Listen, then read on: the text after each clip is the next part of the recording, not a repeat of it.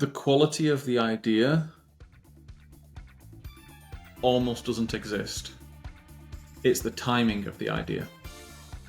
So you could have the world's worst idea and not be great at executing it, but still make $1 billion if everyone in the world wants something similar to what you have. As opposed to you could be the best executor, the best idea in the world, but if no one cares, it's purely time. So what we're saying here is there's many different types of scheduling. There's one type that is on an absolute rocket ship. If I was going to pick between two things, I'd probably pick between the one that's going to pay me twice as much for the exact same job as the one that's not.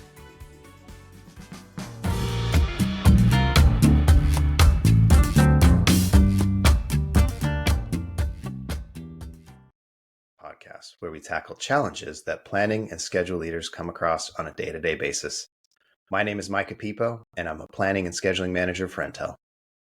And my name's Greg Lawton. I'm the CEO of an AI schedule management company called Nodes and Links.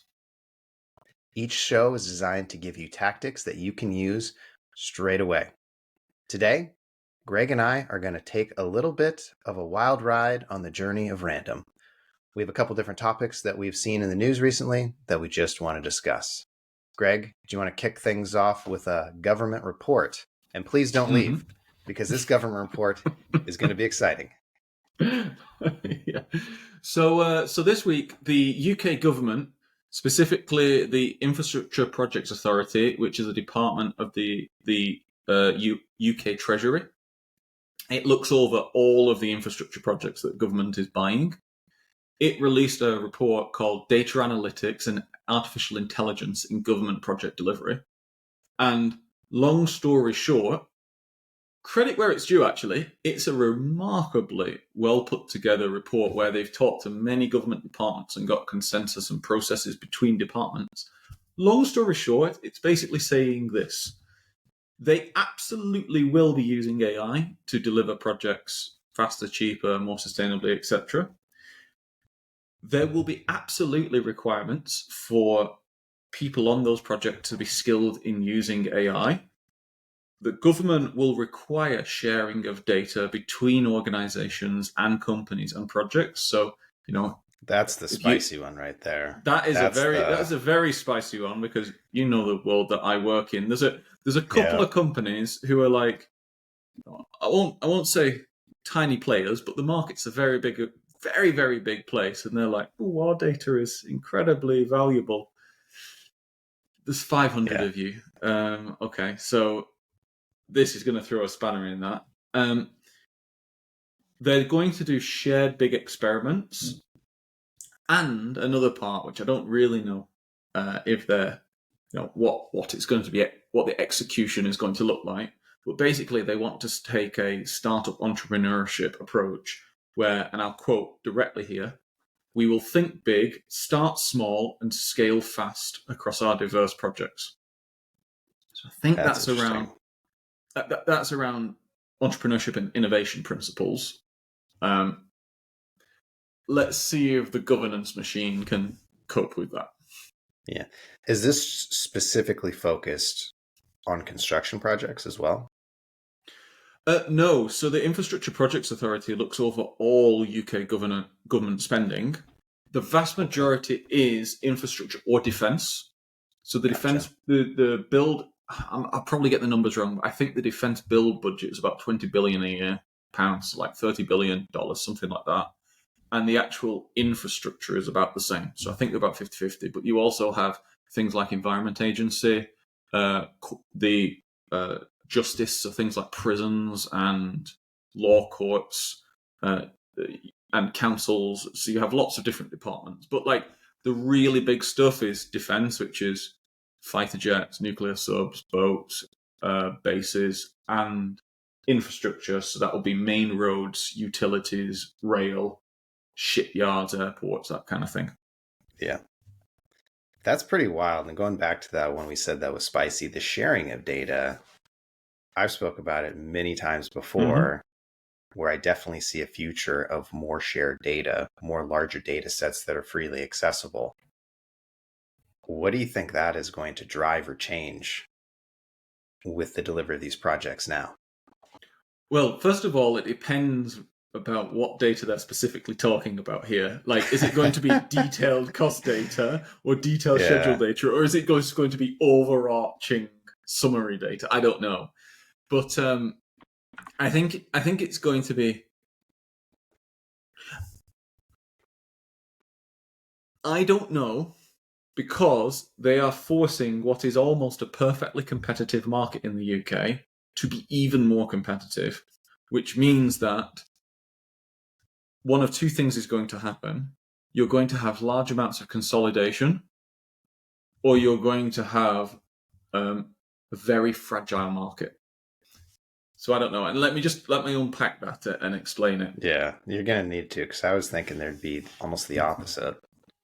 So I'm thinking here about the general contractor level. So clients, there's a couple of clients, but there's two phases of project delivery. There's the bid phase where the client has all the power, and then there's the delivery phase where it's equal. It's 50-50 really in the prisoner's dilemma dynamics. In the bid phase, no one construction company in the UK has more than something like 8% market share. It's almost, and it goes down to about 2% very quickly, and then I think there's something like, I think the top 50 construction companies in the UK have combined about 50% market share. Like, it's if you picked up a textbook, it's perfectly competitive. There's very little differentiation between any of them, because they can all go out and rent the same diggers, and they can all go out and find people who can dig holes, and they all subcontract. So they go to different electricians and they buy concrete off the same people. So there's very little difference between any of them, really, apart from the ones who do super specialists, like defense building or something like that. Yeah.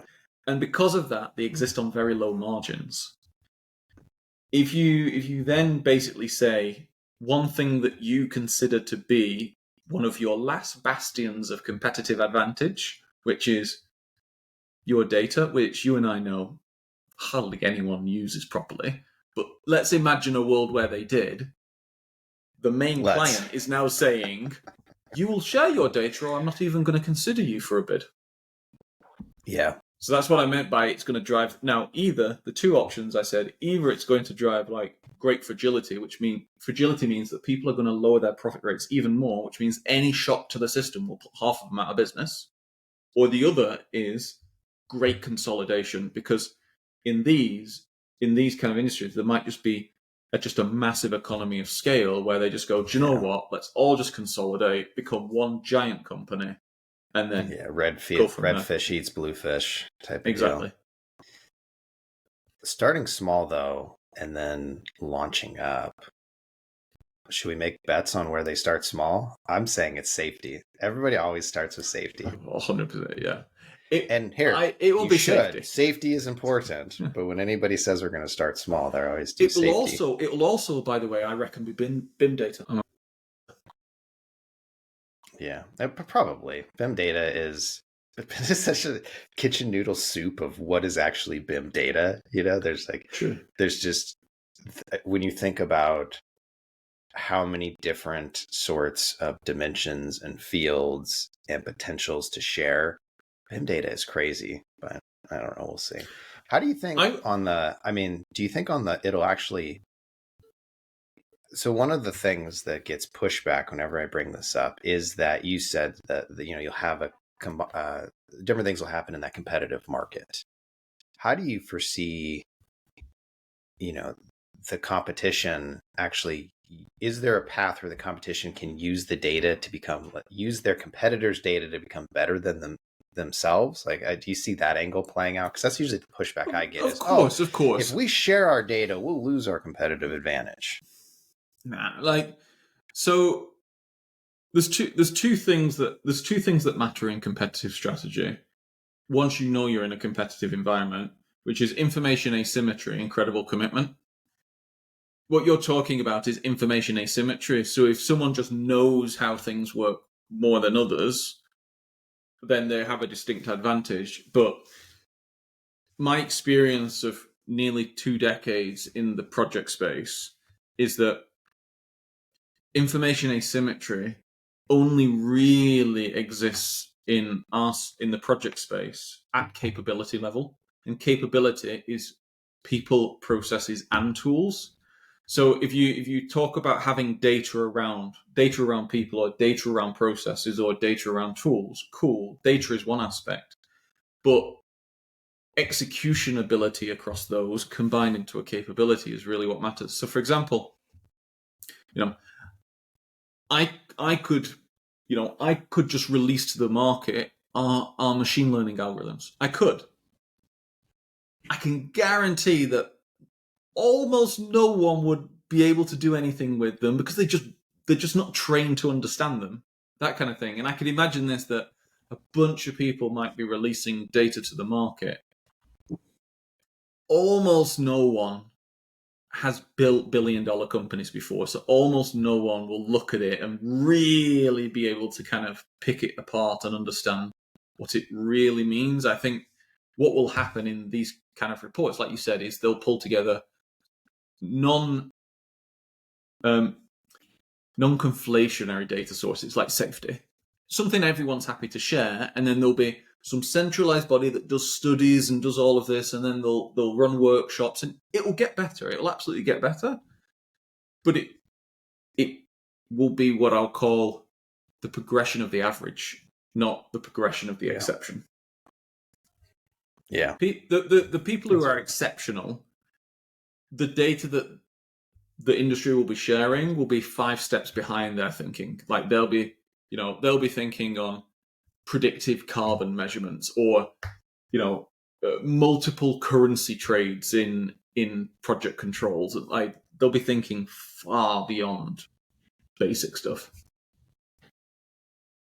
But that to me seems to be where I like where the government fits, is more of a let's rise all the boats up type of position, as totally opposed agree.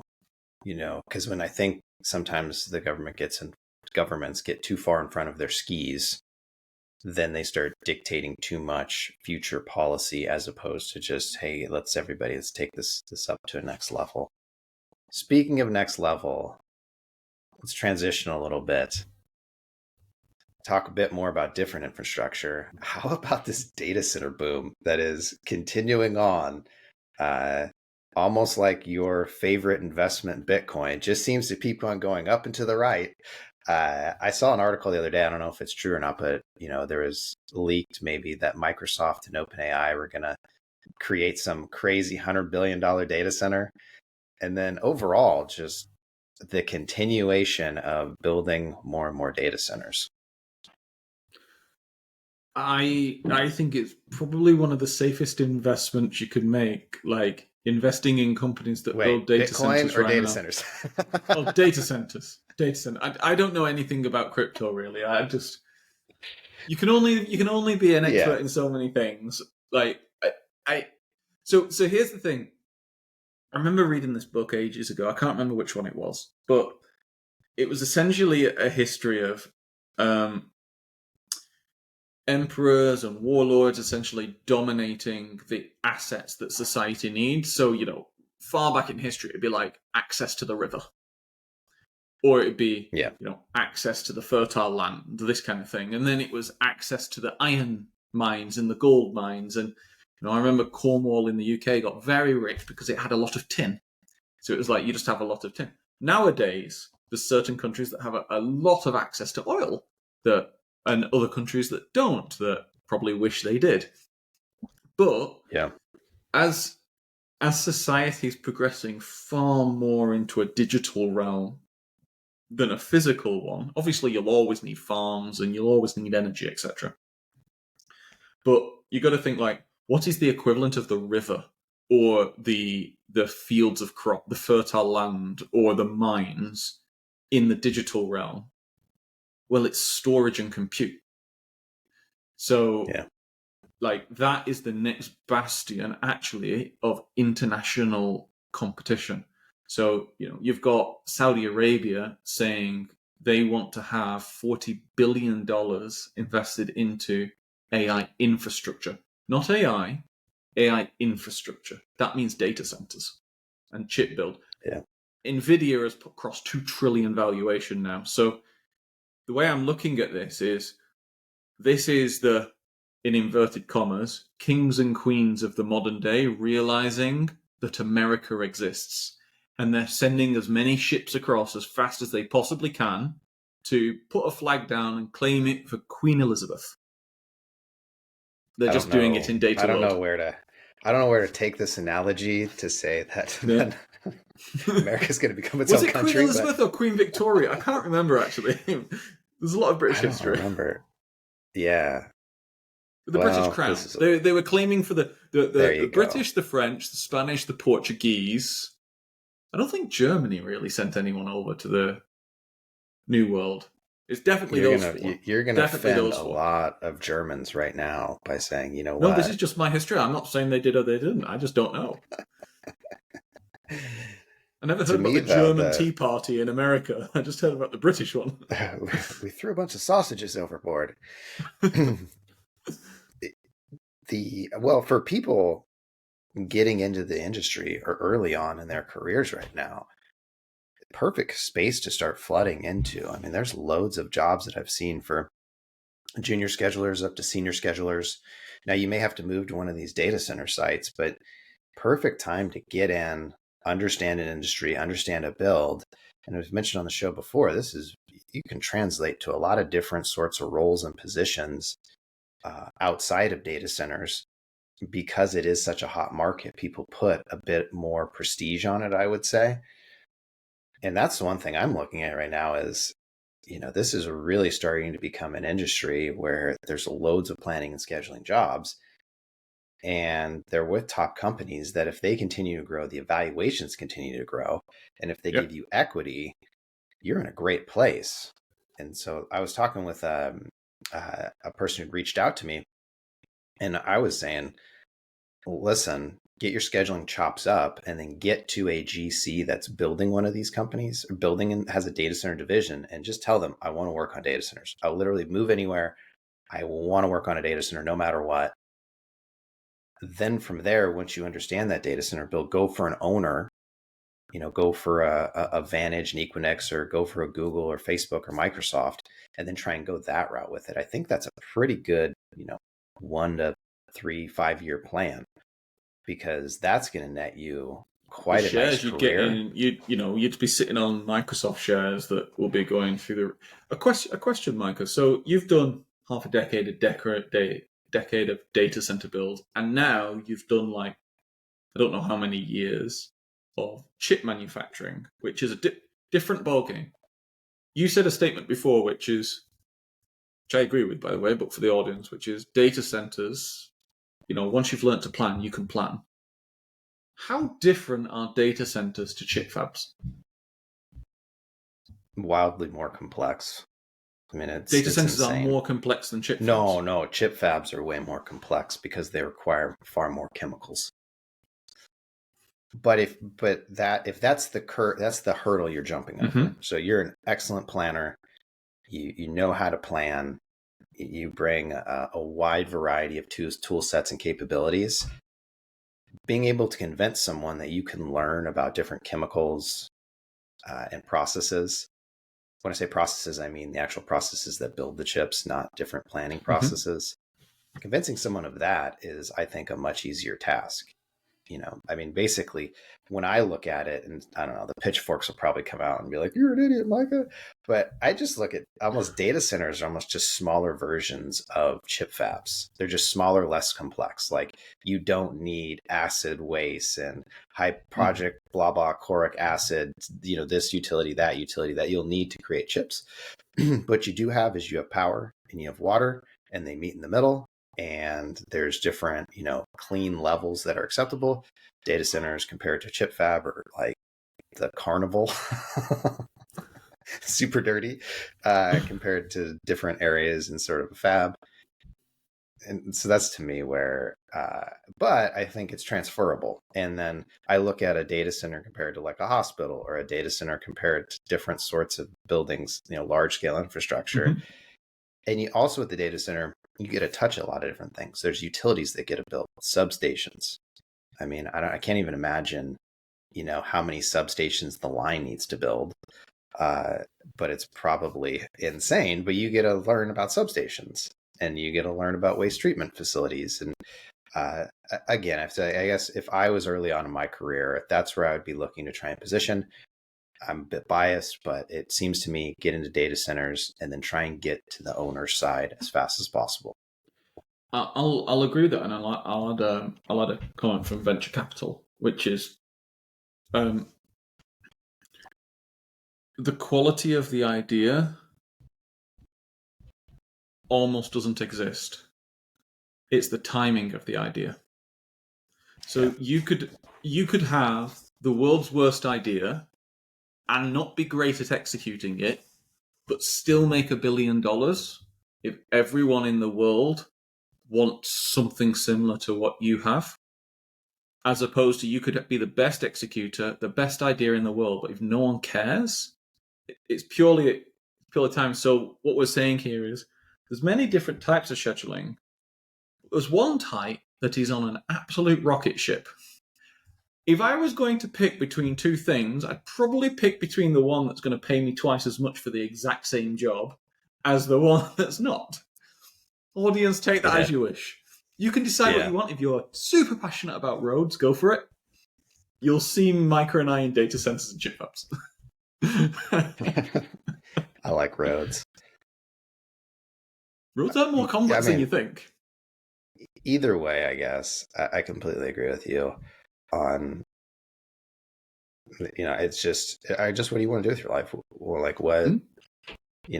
What's your angle? What's your passion? What's your motivations? You may get into data centers and just hate it and not like it. And you may like roads, but definitely dive into whatever your niche is, dive into it as hard as you can and become a specialist in it. I think that's probably another takeaway from this. And this just looks to me like a great specialist to jump into that's going to have longevity and also provide generational wealth to many, many, many people who jump into it, which I think is another thing. One other topic in terms of career growth, career trajectory. What are your thoughts about people pinging you on LinkedIn and asking for PMP certifications? So for everyone listening, Mike has just thrown me a live grenade and he's asked me to sing to it. So most education is good education. It's generally better to learn something than to not learn something. You will never find the highest paid, most entrepreneurial people sitting there with a bunch of certifications. Quite frankly, because you can learn what you need to learn in 100th of the time without jumping through the shitty hoops that are put in on any generic course. Any generic courses have to have, here's what you're going to learn, here's a test, write this essay, it's going to be hard to get this mark, blah, blah, blah, rubbish. General certifications have to have that kind of thing to have an air of legitimacy, because what they're doing is catering to a very large population. The people at the top of the game, Micah, for people listening here, you might not see, but Micah might smile at this. Micah, how many people are asking you nowadays, what education do you have? Not a lot, which is a good thing. No. Once you're getting to the point where you are very seasoned, people only care about the results that you deliver, and they expect you to be disciplined and mature enough to figure out your own education. A certification is great. It's almost like a base university degree to me. It shows someone that you can actually do work and you can wake up and breathe air and you can understand, basic English, etc. But it's not going to differentiate someone in the long run in their master career. The other thing as well I'd say is, I forget the Latin, but it's the, who benefits is the translation. And it's like the organizations that develop certifications, their business model is predicated on selling training courses for certifications and exams. So they're incentivized to make certifications the center of the universe. If certifications were the center of the universe, we wouldn't need to build any projects, because we'd just get certified and then be like, well, we don't need to build anything. I'd be like, building stuff and creating stuff is the center of the universe. Certifications is just a way of gaining knowledge and education to hopefully be able to do it a bit better. I'm being very political with my viewpoints today. Yeah, I appreciate that. Michael, what are yours? There is a quote which I will completely butcher, but it was about, standing on the shore of your own ignorance. And if you look directly out at the ocean, you don't know. But if you look down the shoreline, you realize that, like, you're super, like, what you don't know, you don't know. And the mark of intelligence is knowing what you don't know. And I think what's another piece I picked up recently that I saw was, it's really hard for someone who comes to our level to look back and put themselves in the shoes of people that are just getting started. And I've been helping a couple people out recently, and I just realized, what took me years to grasp, I sometimes expect them to grasp in minutes. Like, hey, figure out how this works in P6, or why don't you know that the 10 knowledge areas of the PMP? So I do think they serve a good purpose to provide base level education and knowledge. And they're also super helpful in an industry where you cannot get a college degree in construction planning or scheduling to provide knowledge and skill sets. To me, where that starts to erode is as you start to get upper and upper into your career, there are different lanes you can take to then elevate yourself to the next level. And oftentimes, deciding between a PMP and an MBA and something else is, often to me, I'm like, well, what experience is actually going to get you there versus what certification or education or anything like that. And so to me, that's where, please stop messaging me on LinkedIn. I don't need any more PMP certifications. I actually have a degree in project management, and I if I wanted to, should be teaching those courses, and I don't need any more reminders. The fact that you get spammed should tell people listening about the goal of it's to sell courses, not to. Now, don't get me wrong. If you're in a company and there's an amazing planner or controller who goes, guys, girls, I'm just going to put on a 10 lecture series of everything I wish I had known for the last 10 years. My God, go to it. Like, that is unbelievable education. And like, I'm going to throw up P6, I'm going to throw up whatever. Like, I'm going to throw up Excel. I'm going to do stuff. And I'm like, take notes. Like, that is a proper education. It is. Someone said something to me a while ago, which is, it's interesting that a lot of get-rich-money schemes are not taught by people who are rich. It's the same here. It's amazing that a bunch of planning and controls education is not taught by the people at the top of planning and controls who are making the mega bucks doing it. If one of those people turns around and says, I will show you how to do this, fucking listen, my God. But if someone's spamming you on LinkedIn about some generic certification, okay, well, how valuable do you think that's really going to be? And at this point, we'd like to announce the Beyond Deadlines PMP certification. If we did a certification, Micah, I would insist it's in free for people. Like, come on. $9.99.99. You can sign up at the link below. We also offer a booster course for $5.99. And all of our AI fake LinkedIn account bots will be reaching out to you shortly. And every course is just a sales pitch for the next course, by the way. How is this not a pyramid scheme? All right. Well, folks, we're at time for this episode. Hope you enjoyed some of the topics we covered and discussions we went over. If you could do me one favor this week, if you could like or subscribe to the podcast on wherever you're listening to, YouTube, Spotify, Apple Podcasts, and share it with a friend. Help us grow this community so we can keep doing this. Greg and I love creating these shows and providing guests and create better content for you. So for us at Beyond Deadlines, have a great week.